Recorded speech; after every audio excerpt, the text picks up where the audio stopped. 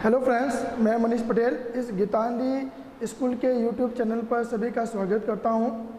मैं जो भी मैंने पिछली जो क्लासें पढ़ाई हैं, आगे उससे संबंधित कोई भी आपको प्रॉब्लम हो तो आप मेरे को कमेंट्स कर सकते हैं या फिर मेरे व्हाट्सएप नंबर पर आप मेरे को क्वेश्चन पूछ सकते हैं, ठीक है। और इस वीडियो को आप शेयर करें, इस वीडियो को लाइक करें और इस चैनल को आप सब्सक्राइब करें, ताकि जो भी दूसरे जो बच्चे हैं जो कोरोना की वजह से स्कूल नहीं जा पा रहे हैं या जिनकी पढ़ाई डिस्टर्ब हो रही है, वो भी इस वीडियो को देख सकते हैं ताकि उनकी पढ़ाई डिस्टर्ब ना हो। चलो भाई, अब आगे हम पढ़ेंगे रिएक्शन नंबर, यहाँ पर 11 चैप्टर की रिएक्शन नंबर हम पढ़ेंगे 9। इससे पहले मैंने 8 रिएक्शन पीछे वाले वीडियो में मैंने पढ़ा रखी है। अब हम पढ़ेंगे रिएक्शन नंबर यहाँ पर 9, कोल्बे अभिक्रिया या कोल्बे सिमट अभिक्रिया। देखो ये भी नेम रिएक्शन है, बहुत ज़्यादा इंपॉर्टेंट है ये रिएक्शन, और बोर्ड में अभी तक आई नहीं है, एक बार आ रखी है, वापस आने की पूरे चांसेस। कोल्बे अभिक्रिया या कोल्बे सिमट अभिक्रिया, कोल्बे रिएक्शन या कोल्बे सिमट रिएक्शन। तो देखो इसमें क्या होता है, फिनॉल की अभिक्रिया NaOH से, NaOH मतलब सोडियम हाइड्रोक्साइड, फिनॉल की अभिक्रिया NaOH से करवाएंगे तो सोडियम फिनॉक्साइड बनता है। फिर इस सोडियम फिनॉक्साइड की अभिक्रिया CO2 के साथ में 398 केल्विन टेम्परेचर तथा हाई प्रेशर यानी उच्च दाब पर करवाने पर सोडियम सैलिसिलेट बनता है, जिसका आगे एसिडिक मीडियम अम्लीय माध्यम में करवाने पर सैलिसिलिक अम्ल बनता है। इंग्लिश मीडियम में देखें, when phenol react with NaOH then formed sodium phenoxide and sodium phenoxide react with CO2 at 398 Kelvin temperature and high pressure, then formed sodium salicylate, and sodium salicylate react with acidic medium, then formed salicylic acid। तो देखो question क्या बन सकता है कि how can you prepare salicylic acid from phenol, how can you prepare salicylic acid from phenol, यानी salicylic phenol से salicylic अम्ल कैसे प्राप्त करोगे। या फिर ये हो सकता है ये दोनों लिख के दे दे, फिर A लिख के दे दे, फिर ये लिख के दे दे, या B लिख के दे दे, ये लिख के दे दे और C और D लिख के दे दे। तो आपको पूछे A B C D को आप यहाँ पर फाइंड आउट करो, तो ये भी हो सकता है। चलो इस रिएक्शन में होती कैसे, तो देखो इधर यहाँ पर ये फिनॉल है, ये NaOH है, तो अम्ल और क्षार, यहाँ पे फिनॉल एसिडिक नेचर में है, ये क्षार के नेचर में है, तो यहाँ पे अम्ल और क्षार के अभिक्रिया करेंगे तो H और OH मिलकर यहाँ पे क्या बनाएगा H2O, तो H और OH में क्या बनाएगा H2O, तो यहाँ से बाहर कौन निकल गया H2O और Na जुड़ गया इस H की जगह और बन गया सोडियम फिनॉक्साइड। तो देखो मैं बात कर देता हूँ फिनॉक्साइड की, मतलब फिनॉक्साइड होता कैसे है। देखिए आप लोगों को पता है कि फिनॉल को क्या मैं ऐसे लिख सकता हूँ, क्या ये फिनॉल है OH, इसको मैं ऐसे लिखता हूँ क्या C6H5OH, ये फिनॉल है, इसको मैंने C6H5 वही फेनिल प्लस फिनॉल। तो यहाँ पर जैसे ही इसको अपन तोड़ते हैं, सपोज यहाँ से ये H यहाँ से अलग हो गया तो ये बन गया C6H5O माइनस और प्लस यहाँ पे क्या आ गया H प्लस, तो इसको बोलेंगे हम लोग phenoxide, phenol plus oxide, phenol plus oxide क्या हो गया फिनॉक्साइड आयन। तो जब ये फिनॉक्साइड आयन इसको बोलेंगे और इसके आगे मैं Na प्लस इससे जोड़ूंगा तो हो जाएगा सोडियम फिनॉक्साइड, अगर K प्लस होता तो पोटेशियम फिनॉक्साइड, ठीक है। इसी प्रकार अगर मैं इसकी जगह अगर यहाँ पे ये लेता हूँ R बॉन्ड OH, अगर इसकी जगह लेता हूँ R एल्किल ग्रुप, एल्किल समूह, तो यहाँ से वही H हटेगा तो क्या बना R बॉन्ड O माइनस और यहाँ पे बाहर कौन निकल गया H प्लस। तो देखो ये है alkyl group, alkyl plus oxide, alkyl plus oxide क्या बन गया एल्कोक्साइड, और अगर यहाँ पर Na जोड़ें तो ये हो जाएगा सोडियम एल्कोक्साइड, क्या हो गया सोडियम एल्कोक्साइड। और इस R की जगह अगर मैं इस R की जगह C2H5 ले लूँ, अगर इस R की जगह मैं क्या ले लूँ C2H5 और इस R की जगह भी क्या लग जाएगा फिर C2H5, तो देखो एथेनॉल हो गया। अब ये हो गया एथिल समूह, क्या हो गया ये एथिल ग्रुप, एथिल समूह, वो का मतलब ऑक्साइड, एथिल प्लस ऑक्साइड क्या हो गया एथॉक्साइड, और Na होगा तो क्या हो जाएगा सोडियम एथॉक्साइड, K होगा तो क्या होगा पोटेशियम एथॉक्साइड, ठीक है। चलो ये तो हो गया बेसिक कि फिनॉक्साइड या एल्कोक्साइड या एथॉक्साइड कैसे आते हैं, ये मैंने आपको यहाँ पर समझा दिया। अब आते हैं वापस अपन रिएक्शन के ऊपर, ठीक है। तो इस रिएक्शन में देखिए आप, जैसे ही सोडियम फिनॉक्साइड, देखो फिनॉक्साइड का पता लग गया ना, ये पूरा जो है ये है फिनॉल प्लस ऑक्साइड फिनॉक्साइड, और Na जुड़ गया तो क्या हो गया सोडियम फिनॉक्साइड, और इसको पता ही है CCH5 बॉन्ड को यही बोलते हैं, और ये बेंजीन रिंग को कन्वर्ट कर दिया तो ये हो गया सोडियम फिनॉक्साइड। अब देखो इसकी रिएक्शन करवाएंगे CO2 से, किससे करवाएंगे यहाँ पर CO2 से। तो देखो यहाँ पर और तो पोजीशन पे H मौजूद है, मेटा पे भी है, पैरा पे भी है, सब जगह H है, ठीक है। तो यहाँ पर ये जो H है ये H चला जाएगा इसकी जगह, ये प्रोटॉन जो है ये H जो है इसका ट्रांसफर कहाँ पे हो जाएगा O के ऊपर, क्योंकि O इलेक्ट्रोनेगेटिविटी ज़्यादा है तो इस H को अपनी अट्रैक्ट करेगा और Na आ जाएगा इसकी जगह, और साथ में ये CO2 भी यहाँ पर जुड़ जाएगी इन दोनों के बीच में। तो देखो यहाँ पर ये CO2 जुड़ी और CO2 के साथ में कौन जुड़ा Na, तो इसको बोलेंगे सोडियम सैलिसिलेट, सोडियम सैलिसिलेट। देखो अगर Na की जगह H आता है तो इस पूरे को बोलते हैं सैलिसिलिक अम्ल, सैलिसिलिक एसिड। चूँकि H की जगह Na है तो Na का नाम तो आएगा ही आएगा, तो सोडियम, इस पूरे को बोलेंगे सैलिसिलेट, कॉमन नेम है, सामान्य नाम है, तो इसका नाम हो गया सोडियम सैलिसिलेट। अब इसके आगे एसिडिक मीडियम से करवाएंगे, H+ से करवाएंगे तो H रिप्लेस करेगा Na को यहाँ से हटा देगा और H जुड़ जाएगा Na की जगह, तो यहाँ हो गया COOH, बाकी एज इट इज, और Na यहाँ पे बाहर निकल गया, इसका नाम क्या हो जाएगा सैलिसिलिक अम्ल, ठीक है। तो ये रिएक्शन है कोल्बे अभिक्रिया या कोल्बे सीमेंट अभिक्रिया, इससे रिलेटेड जो भी थ्योरी है, जो भी भाषा है, जो भी लैंग्वेज है। नाउ नेक्स्ट हम सेकंड रिएक्शन नंबर 10 पढ़ते हैं, युग्मन अभिक्रिया कपलिंग रिएक्शन। बहुत ज़्यादा इंपॉर्टेंट टॉपिक है। देखो क्वेश्चन क्या बनता है कि क्या होगा जब फिनॉल की अभिक्रिया बेंजीन डाई एजोनियम क्लोराइड से करवाई जाती है।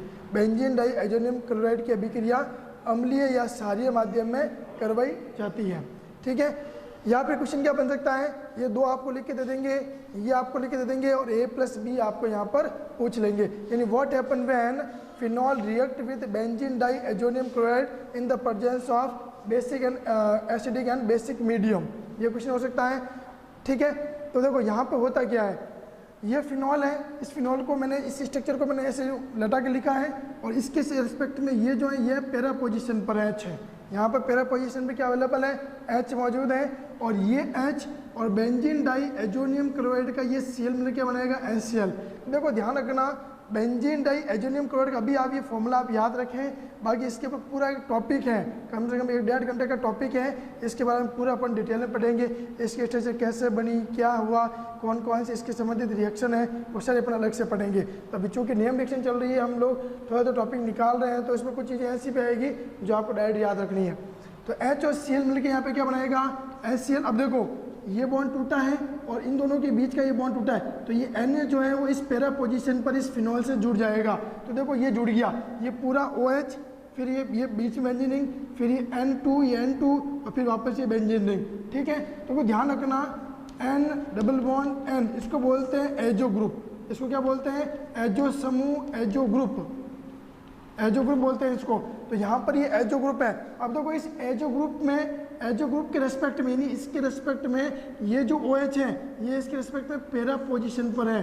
कौन से पोजीशन पर है, ये पैरा पोजीशन पर है। अब चूंकि ये मेन फंक्शनल ग्रुप है, मुख्य के आत्म समूह है, तो ये प्रतिस्थयी होगा, ये सब्स्टिट्यूएंट होगा, तो इसका नाम होगा पैरा हाइड्रोक्सी, तो इसके रेस्पेक्ट में पैरा पर है, तो पैरा OH को बोलेंगे हाइड्रोक्सी, फिर इसका नाम हो गया एजो, और इसका नाम हो जाएगा बेंजीन। इसका नाम कंबाइन में हो गया पूरा, ध्यान रखना पैरा हाइड्रोक्सी, इसके रेस्पेक्ट में ये पैरा, तो पैरा हाइड्रोक्सी, और इस पूरे को बोलते हैं एजो, और इसको क्या बोलेंगे बेंजीन। और ध्यान रखना ये जो प्रोडक्ट होता है ये होता है एक पीला रंजक, पीला रंजक होता है, ये येलो डाई इसको बोलते हैं। तो जो ये एक तरह का पीला रंजक होता है, और जो अपन होली में जो कलर खेलते हैं ना, जो अपने ये डाई के ऊपर भी एक अलग चैप्टर है, और डिटेल के अंदर 2 पढ़ेंगे अपन आगे। एक डाई की होती है जैसे अपने घर के अंदर अपन नील डालते हैं, सेम उसी तरह की ये डाई होती है, तो इसको अपन अलग से पढ़ेंगे। लेकिन जो ये प्रोडक्ट बना है ये होता है पीला रंजक। अब देखो, अब इस रिएक्शन के अंदर मैं थोड़ा सा चेंज कर रहा हूँ। चेंज क्या कर रहा हूँ, मैंने इस OH की जगह लगा दिया NH2, और इस स्ट्रक्चर को अपन ने पढ़ रखा है 11th में, इसको बोलते हैं एनिलीन।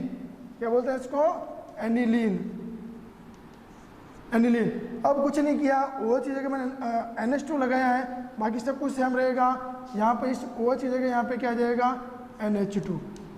अब देखिए ध्यान रखना, यहाँ पे नाम क्या होगा पैरा एमिनो, क्योंकि OH की जगह NH2 आ गया, तो ये हो गया पैरा एमिनो, एजो और बेंजीन। और ये पीला रंजक ना होके ये होता है नारंगी रंजक, ऑरेंज डाई, नारंगी रंजक ऑरेंज डाई।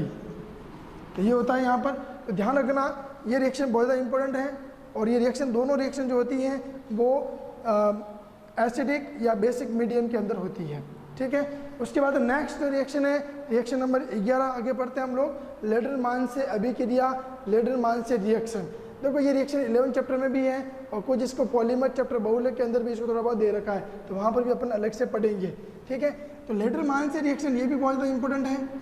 इसमें क्या होता है, फिनॉल के 2 मोल लेंगे और फॉर्मेल्डिहाइड। देखो मैंने यहाँ फॉर्मेल्डिहाइड CH2O को कंबाइंड फॉर्म, फॉर्मेल्डिहाइड आप लोगों को पढ़ रखा है HCHO। अगर यहाँ CH3CH तो क्या होता है, क्या होता है एसिटल्डिहाइड। 2 कार्बन है तो asset plus aldehyde, acetaldehyde. 1 carbon है तो फॉर्म प्लस एल्डिहाइड, फॉर्मेल्डिहाइड। और अगर 3 कार्बन है तो प्रोपियन प्लस एल्डिहाइड, प्रोपेनएल्डिहाइड। ये मैंने आपको पिछले क्लास में बता रखा है। तो यहाँ पर हम लोग SCHO को लेंगे। तो देखो क्या इस SCHO को मैं ऐसे लिख सकता हूँ, ये कार्बन कितने एच हैं 2, तो ये H2 और 1 को क्या इसको मैं कंबाइंड फॉर्म में ऐसे लिख सकता हूँ, क्या इसको लिख सकता है। तो ये फॉर्मेल्डिहाइड को मैंने ऐसे लिखा, लिखने का रीजन समझे आप लोग। अब यहाँ पर फिनॉल के 2 अणु ले रहा हूँ, फॉर्मेल्डिहाइड के भी 2 अणु ले रहा हूँ, तो दोनों के 2-2 मोल ले रहा हूँ, 2-2 मॉलिक्यूल यहाँ पे ले रहा हूँ। तो ध्यान रखना यहाँ पर कौन अवेलेबल है H, ठीक है, यहाँ पर भी कौन है H। तो एक बार प्रोडक्ट बनेगा ऑर्थो का और एक बार बनेगा पैरा का। तो ऑर्थो का अलग बनेगा और पैरा का भी क्या बनेगा, यहाँ पर अलग प्रोडक्ट बनेगा। ठीक है, तो देखो ये जो H है, ये H क्या करेगा, इस O के साथ जाके जुड़ जाएगा। तो ये हो जाएगा CH2OH। ये H कहाँ जाके जुड़ेगा, O के साथ, तो ये बन जाएगा OH, CH2OH। अब ये भी बॉन्ड टूटा है और यहाँ पर भी ये फ्री है, तो ये पूरा CH2OH जो है वो इस H की जगह जाके जुड़ जाएगा। तो देखिए आप, ये H चला गया इस OH की जगह O के पास में, तो ये हो गया OH, तो ये रहा OH। फिर ये CH2 और ये पूरा का पूरा इस H की जगह जाके जुड़ गया, यानी इसके ऊपर आके जुड़ गया। ठीक है, अब देखो इसके नाम क्या हुआ। अब ध्यान रखना ये मुख्य क्रियात्मक समूह है, क्योंकि अलग चयन हो रही है तो इसको मुख्य क्रियात्मक समूह मेन फंक्शनल ग्रुप में लिखेंगे। और ये इसके रिस्पेक्ट में ऑर्थो पोजीशन पर है और ये हाइड्रोक्सी है। तो देखो ये है इसके रिस्पेक्ट में, ये ऑर्थो है, तो ये हो गया ऑर्थो हाइड्रोक्सी। उसके बाद देखना बेंजिल। देखो बेंजिल क्या होता है, ध्यान रखें आप, ये है बेंजीन। ठीक है, अब बेंजीन के ऊपर अगर बॉन्ड है और ऊपर H नहीं है तो इसको बोलते हैं फेनिल, और इसके ऊपर अगर मैंने लगा दिया CH2 बॉन्ड तो इसको बोलते हैं बेंजिल।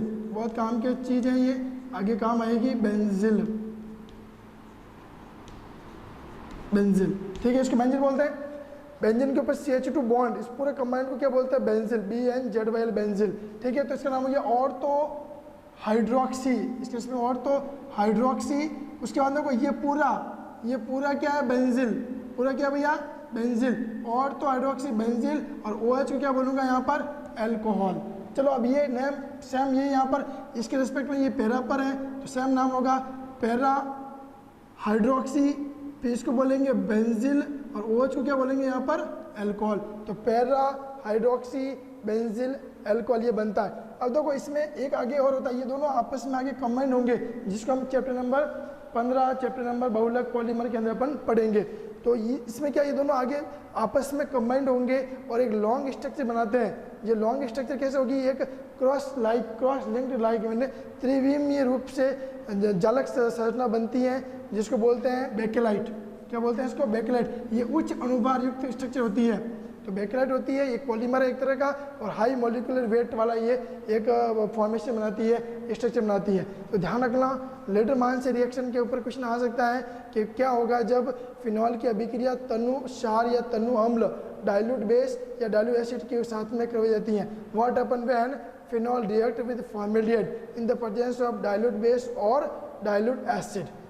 तो ये लिखेंगे, यहाँ पे ये दोनों लिख के दे सकते हैं, ये लिख के दे सकते हैं, A+B लिख के दे दिया कि A+B बताओ क्या बनेगा, या सिंपल दे दिया कि लेडरमान से अभिक्रिया लिखिए। तो आपको पूरी इस रिएक्शन को लिख के आना, तब जाके आपको 1 नंबर मिलेगा। ठीक है, नेक्स्ट है रिएक्शन नंबर 12।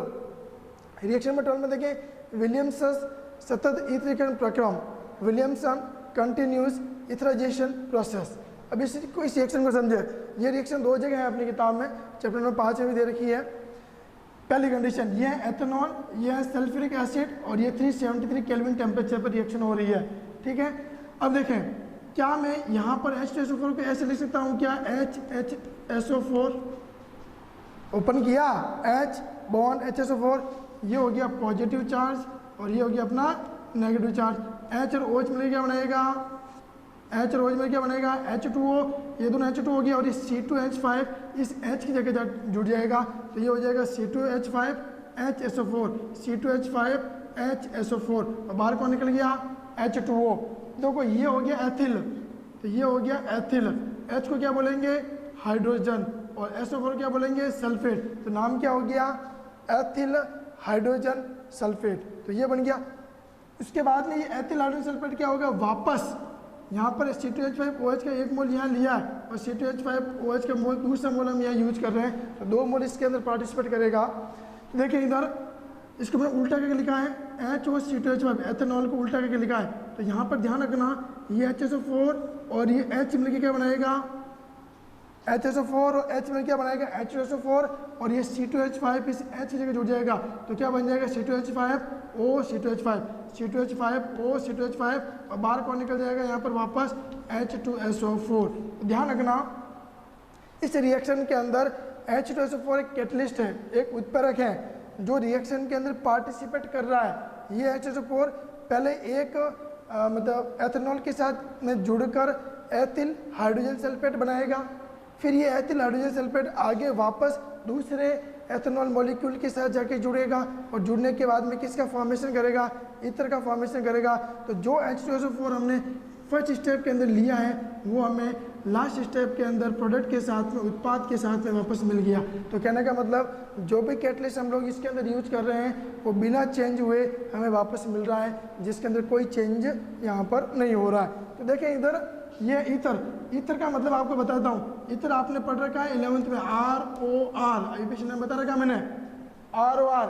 अब मैंने ट्रिक बताई थी कि मतलब जो माँ होती है वो हमेशा छोटे बेटे के साथ रहती है, ये मैंने आपको बता रखा है। और इसमें माँ कौन है O, मदर कौन है यहाँ पर O।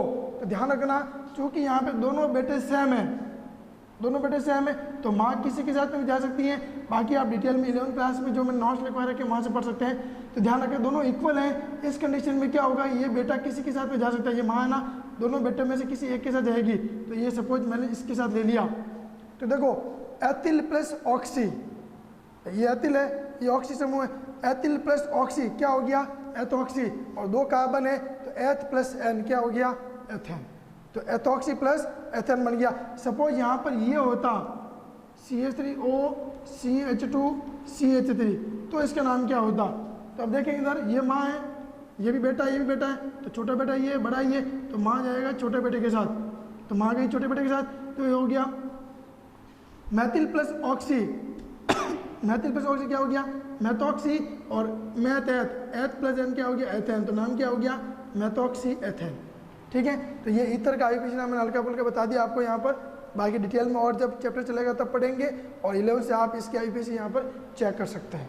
ठीक है, नेक्स्ट जो रिएक्शन आती है 13, उसके अंदर देखिए Williamson ether synthesis, Williamson ether synthesis. तो यहाँ पर भी ईथर का फॉर्मेशन होगा, ऊपर वाले में भी हम लोग ईथर ही बना रहे थे, यहाँ पर भी ईथर का फॉर्मेशन होगा, ईथर का सिंथेसिस होगा। लेकिन ये जो रिएक्शन होती है ये होती है नाभिक स्नेही प्रतिस्थापन अभिक्रिया। क्या होती है न्यूक्लियोफिलिक सब्स्टिट्यूशन रिएक्शन, नाभिक स्नेही प्रतिस्थापन अभिक्रिया।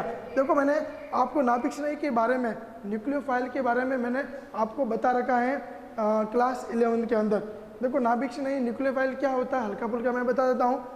पहली कंडीशन जिसका ऑक्टेट कंप्लीट हो, जिसका अष्टक पूर्ण हो, जिसके पास में लॉन पेयर अवेलेबल हो, जिसके पास में अयुग्मित इलेक्ट्रॉन उपस्थित हो, और या फिर जिसके ऊपर नेगेटिव चार्ज प्रेजेंट हो। तो यहाँ पर आप देख सकते हैं कि यहाँ पे जो नाभिक स्नेही है, जो भी न्यूक्लियोफाइल है वो कौन सा होगा, वो होगा ये वाला पूरा। आप देख सकते हैं यहाँ पे ऑक्सीजन है, ऑक्सीजन के आउटर मोस्ट में 6 इलेक्ट्रॉन होते हैं। ठीक है, आयतम कोश में 6 इलेक्ट्रॉन, एक Na के साथ जुड़ गया, एक C2H5 के साथ जुड़ गया, और यहाँ पर 2 लॉन पेयर यानी 4 इलेक्ट्रॉन प्रेजेंट है। तो यानी ये लॉन पेयर इस CH3 के ऊपर अटैक करेगा, ये लॉन पेयर किसके ऊपर अटैक करेगा CH3 के ऊपर। तो यहाँ से बॉन्ड कौन हट गया Cl, और यहाँ से कौन हट गया Na। तो Na और Cl में क्या बनाएगा यहाँ पर NaCl, और ये CH3 जुड़ जाएगा इस Na की जगह, तो बन जाएगा CH3O C2H5। ध्यान रखना यहाँ पर ये जो ऑक्सीजन है जो OC2H5 है ये एक न्यूक्लियोफाइल है, क्योंकि इसके पास में लॉन पेयर प्रेजेंट है, ये एक नाभिक नहीं है, तो ये न्यूक्लियोफाइल क्या करेगा, इस CH3 के ऊपर जाके अटैक करेगा। अटैक करते ही ये O जुड़ जाएगा CH3 से। आगे हम बात कर रहे थे, जैसे मान लो ये जो इसके लॉन पेयर हैं, ये लॉन पेयर अटैक करेंगे इसका CH3 के ऊपर, और यहाँ से बाहर कौन निकल जाएगा, Cl, यहाँ से बाहर कौन निकल जाएगा, Na। चूँकि इसके लॉन पे इसके ऊपर अटैक कर रहे हैं, यहाँ पे ये Cl को सब्स्टिट्यूट कर रहे हैं, प्रतिस्थापित कर रहे हैं, इसलिए ये हो गया नाभिक श्रेणी। और ये नाभिक श्रेणी कैसे हुआ, क्योंकि इसके ऊपर लॉन पेयर है, इसका ऑक्टेट भी कंप्लीट है, अष्टक भी पूर्ण है, उसके बाद लॉन पेयर प्रेजेंट है और ये Cl को प्रतिस्थापित कर रहा है, इसलिए ये रिएक्शन कौन सी होगी, नाभिक श्रेणी प्रतिस्थापन अभिक्रिया। बाकी डिटेल मैंने 11th में आपको पढ़ा रखी है। तो ये यहाँ अटैक करेगा तो ये Cl बार, यहाँ से Na बार, दोनों मिल जाएंगे NaCl और CH3 जुड़ जाएगा Na के साथ में, तो ये हो गया CH3O C2H5 प्लस NaCl। अब सपोज मैंने यहाँ पे CH3 की जगह ले लिया CH3CH2 और Cl की जगह ले लिया I, और यहाँ पर NaOC2H5 के साथ में रिएक्शन हो रही है, तो वही लॉन पेयर है, ये अटैक यहाँ C2H5 के ऊपर, ये I यहाँ से बाहर, यहाँ से Na बाहर, Na और I मिलकर क्या बनाएगा NaI, और CH3CH2 जुड़ जाएगा O के साथ में, तो बन जाएगा CH2C2H5O C2H5 प्लस NaI, तो नाम हो जाएगा इसका वही एथॉक्सी एथेन, या फिर कॉमन नेम इसका डाई एथिल ईथर। और इसका क्या हो जाएगा भैया, एथिल मैथिल ईथर। ये कॉमन नेम भी मैंने पढ़ा रखे हैं, आपको चेक करना एक बार। इसका कॉमन नेम क्या होगा, डाई एथिल ईथर, उसका क्या होगा, एथिल मैथिल ईथर। तो ये जो रिएक्शन होती है विलियमसन ईथर संश्लेषण इसको बोलते हैं। ध्यान रखना बहुत ज़्यादा इंपॉर्टेंट है, बोर्ड में 2-3 बार आ रखी है पिछले 5-6 सालों में। ठीक।